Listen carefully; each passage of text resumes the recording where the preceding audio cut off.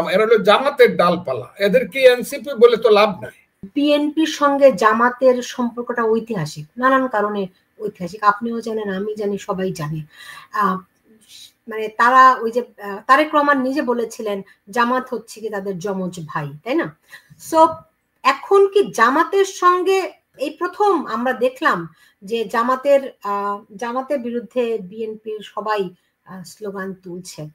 তো এটা কি দীর্ঘস্থায়ী হবে? কিন্তু বিভিন্ন সময় আবার তারা কি আসল শত্রুকে চিনতে পারবে নাকি? অনেকে আবার এখানে বিভিন্ন জন মন্তব্য করছে যে জামাত এবং বিএনপির সম্পর্ক হচ্ছে স্বামী স্ত্রীর মতো, ঝগড়াঝাটি লাগে, ভোটের রাজনীতিতে তো আবার তারা জোটবদ্ধ হয়ে যায়।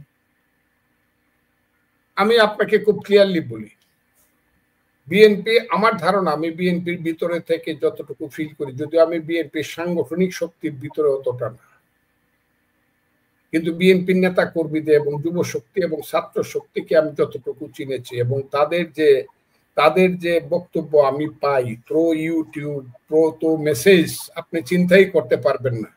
আর কালকে পরশু তার আগের দিন এবং প্রতিদিন প্রায় বিএনপির যুবক ছাত্রদের সঙ্গে আমার দেখা হয়, কেউ না কারোর সঙ্গে দেখা, এবং প্রত্যেকেই আমাকে ধরে বলে আপনি যা করতেছেন এটাই ঠিক আছে।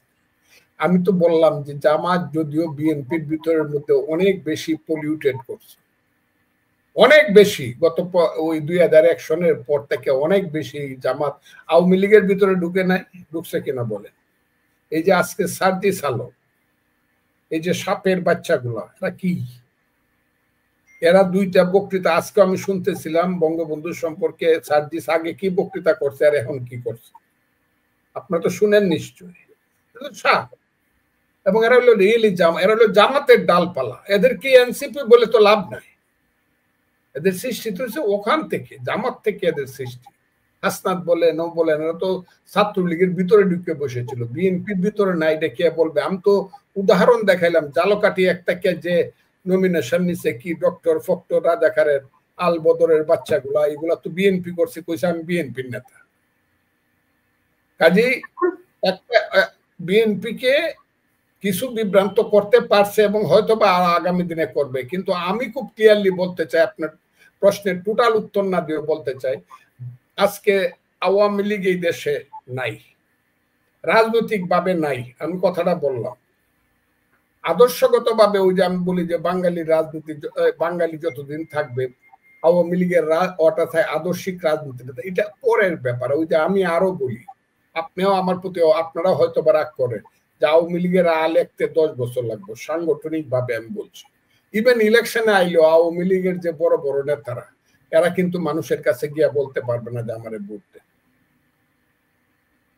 কারণ তারা যা করছে মানুষ পছন্দ করে না, এবার মানুষ তাদেরকে দেখতে পারবে না। আমি এই কথাটা বলছি, আওয়ামী লীগ বেশ কিছুদিন রাজনীতি থেকে, অ্যাক্টিভ পলিটিক্স থেকে বাংলাদেশে অনুপস্থিত থাকবে। সেইখানে জামাত, আলবদর, রাজাকার, মোল্লা মৌলবীরা এবং স্বাধীনতা বিরোধী শক্তি, এইসব এনসিপি মিলে টিলিয়া এরা 71-এর বিরুদ্ধে স্ট্যান্ড নিছে। 71 নাই, এখন 71 কে বলবে? বিএনপি যদি না বলে যে না আমার 71, আমি আমার দলে কালকে দেখলাম এই কথাটা আসতেছে না, বিএনপি যদি না বলে যে না 71 আমাদের নেতা এবং আমাদের দলের অনেকেই, এখনো জাতীয়তাবাদী মুক্তিযোদ্ধা দল আছে, বিএনপিতে অনেক মুক্তিযোদ্ধা আছে, গত 10 বছর যাবত আমি মুক্তিযোদ্ধা দলের প্রত্যেকটা মিটিং এ যাই, অনেক মুক্তিযোদ্ধা বাংলাদেশে, তারা কিন্তু এইসবের সাথে নাই, তারা কিন্তু 71-এর সাথে। কাজে বিএনপি যদি 71 জায়গাটাতে যদি নিজে না দাঁড়া, এইখানে যেমন পৃথিবীতে কোনো কিছুই গ্যাপ থাকে না, এই গ্যাপটা পূরণ করার জন্য, মুক্তিযুদ্ধের গ্যাপটা পূরণ করার জন্য আর একটা শক্তি এখানে আসবে। আমি কথাটা খুব ক্লিয়ারলি বলে দিলাম। আমারে বলে যে ফজলুর রহমান এইসব কথা কই না, আমি বিভ্রান্ত করি না, আমি যেহেতু ভবিষ্যৎ দেখি, কথাগুলা বলে দেই।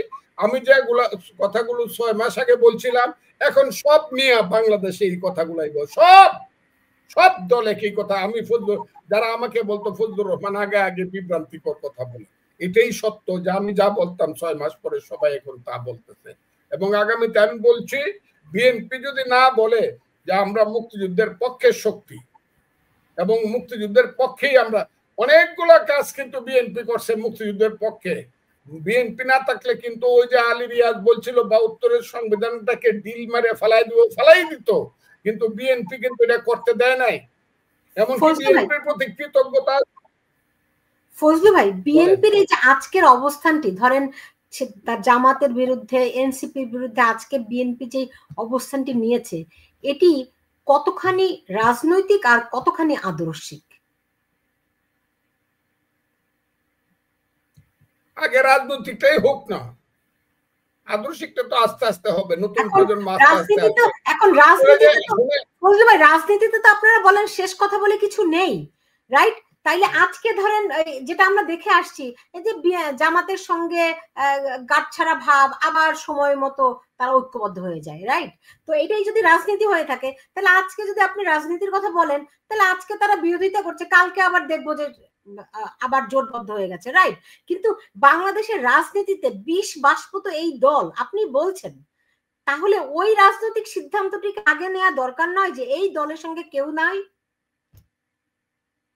না, আমি মনে করি না। বিএনপির মতো একটা লিবারেল ডেমোক্রেটিক পার্টি, এটা একটা প্ল্যাটফর্ম হিসাবে এখন অনেকটা আছে। যারা একদিন বলতো করে মুক্তিযুদ্ধের আদর্শ বলতো গত 15 বছর, আমি যদি আজকে বলি যে মুক্তিযুদ্ধ বইলা এবং মুক্তিযুদ্ধের সাথে সাথে সালমান রহমানদেরকে নেতা বানায়, ওই মুক্তিযুদ্ধের বিরুদ্ধে যুদ্ধ করছে কর্নেল ফারুকরা, ওই যে গোপালগঞ্জের এমপি সামিট গ্রুপ, আজিজ খানরা, যারা যুদ্ধ করছে তাদেরকে মুক্তিযুদ্ধের নেতা বানায় মুক্তিযুদ্ধটাকে কিন্তু সাংঘাতিক ভাবে অপ্রিয় করে ফেলছে। 15 বছর মানুষের মধ্যে কিন্তু বিভ্রান্তি আছে। এখন মুক্তিযুদ্ধ যখন অবলুপ্তির পথে, ফজলুর রহমানের মতো পাগলরা, ওই যে আমারে কয় ফজু পাগলা, রাজাকারের বাচ্চারা আমারে কয় ফজু পাগলা, সেই ফজু পাগলারা যখন বলা শুরু করছে না রে মুক্তিযুদ্ধ আছে, সেই মুক্তিযুদ্ধ আছে, ফজু পাগলা অত চিন্তা করেন কেন, এখনো তো ফজু পাগলারা আছে। কাজে ফজু পাগলারা যে দেশে আছে মুক্তিযুদ্ধের পক্ষে, বিএনপি রাজনৈতিক ভাবে সহায়তা এখন দিচ্ছে। আপনি মনে করেন একটা দলের সাথে 20 বছর যাবৎ বিএনপির সম্পর্ক ছিল, তিনটা ইলেকশন তারা একসাথে করছে জামাতের সাথে। বিএনপি তো জামাতকে, আচ্ছা ধরেন জামাত যদি 5ই আগস্টের পরে মুক্তিযুদ্ধের পক্ষে কাজ করতো, এইসব কথা না বইলা, হয়তো ভাই এই কথা উঠতোই না। কিন্তু এটা তো জামাতই করছে প্রথম। জামাত যে মুক্তিযুদ্ধের শত্রু, 71 সনে ছিল, রাজাকার আলবদর আল শাম সৃষ্টি করে হত্যা করছিল বুদ্ধিজীবীদেরকে, এবং জামাতের নেতারা যে ঘুরে ঘুরে যুদ্ধ শেষ হওয়ার পরও দেশে নাই, সে গোলাম আজমের নেতৃত্বে সারা পৃথিবীতে বাংলাদেশের নামে বিশ্রী ধরনের অপপ্রচার করছে, সেইগুলা যদি জামাত ভুইলা মাপ চায় যদি বলতো ঠিক আছে এখন 5ই আগস্ট হয়েছে, আমরা গণতন্ত্রের পক্ষে, মুক্তিযুদ্ধ আমরা মানি, স্বাধীনতা আমরা মানি, তাইলে হয়তো আজকের প্রেক্ষাপট। আমি কতবার কইতেছি জামাতে, আরে বেটারা যদি মুক্তিযুদ্ধ আগে মুক্তিযুদ্ধ মানেন, তারপরে বলেন আমি কোরআনের শাসন কায়েম করব, বাপের বেটা দেখি তো কোরআনের শাসন। বিএনপি যদি খালি একটা হাত দিয়ে আঙ্গুল দিয়ে টিপ দিয়ে ধরে রাখে, দেখি তো কয় পার্সেন্ট ভোট পায় মৌলানা ধর্ম ব্যবসায়ীরা। আমি এদেরকে ধর্ম ব্যবসায়ী বলছি, সব ধর্ম ব্যবসায়ীদেরকে তো দেখবো কত পার্সেন্ট ভোট পায়, আমি দেখে ফেলবো তো।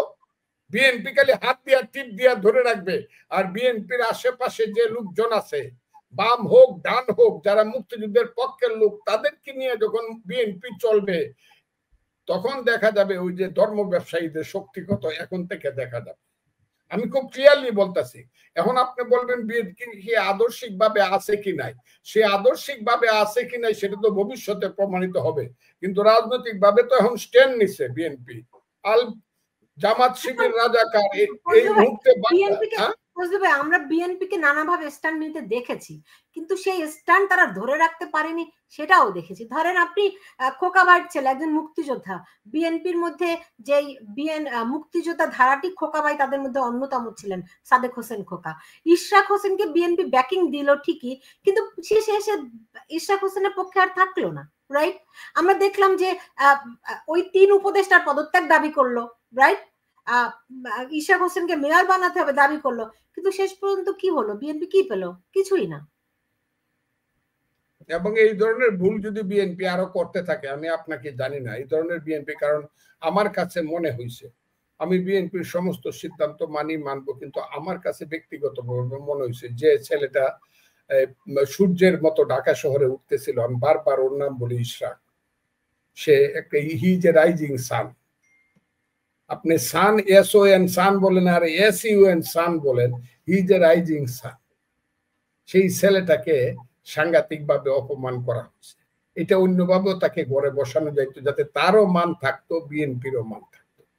এইটা এইভাবে বসানো থাকে, কারণ একটা ছেলে যার ডাকে 10,000 লোক একসাথে হয়, তাকে আপনি এইভাবে অপমান করলে তো সে রাজনীতি করতে পারবে না। এটা আপনার সাথে আমি একমত হব।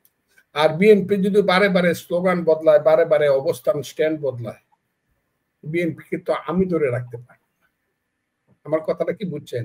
আপনি ঠিকই বলেছেন। তারপরে শুধু এই একটি ঘটনা তো নয়, আপনি দেখুন বিএনপি তারেক রহমান ঘোষণা দিলেন যে 30 মানে ডিসেম্বরের মধ্যে নির্বাচন হতে হবে, রাইট? সেই ডক্টর ইউনূস যখন লন্ডনে গেলেন, তারেক রহমান নিজে থেকে বিবৃতিতে দিলেন যে ফেব্রুয়ারিতে নির্বাচন। তারেক রহমান সাহেব কিন্তু ম্যাচিউরড লোক, আমি আপনাকে বলি, কারণ সে, আমি তো ভেবেছিলাম তিনি ম্যাচিউরড হয়েছেন না, তার এখনকার যে কথাবার্তা তাকে মনে হয় যে ম্যাচিউরড। যদি ম্যাচিউরড রাজনৈতিক প্রজ্ঞা যদি হইতো তাহলে তো তারা বলতো না যে ফেব্রুয়ারিতে নির্বাচন। না, আপনি যখন আলোচনায় বলছেন না, ফজলু ভাই বিএনপি নিজে থেকে এই প্রস্তাবটা করেছে, তো এটা কেমন? যদি এমন হয়তো তার ডক্টর ইউনূসের পক্ষ থেকে প্রস্তাবনা গেছে, তারা নেগোসিয়েশন করছে, তাইলে আপনি একটা আপার হ্যান্ডে থাকতেন।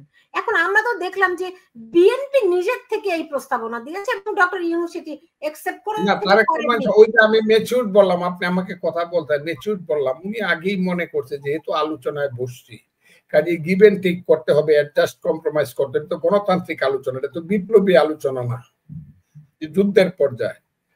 এটা তো গণতান্ত্রিক মীমাংসার আলোচনা। সেই মীমাংসায় আগেই উনি মনে করছে যে তাকে তো কিছু ছাড় দিতে, কাজে উনি নিজে ছাড় দিছে, আগে নিজেকে প্রমাণ করছে, যান আমি আপনাকে ছাড় দিলাম।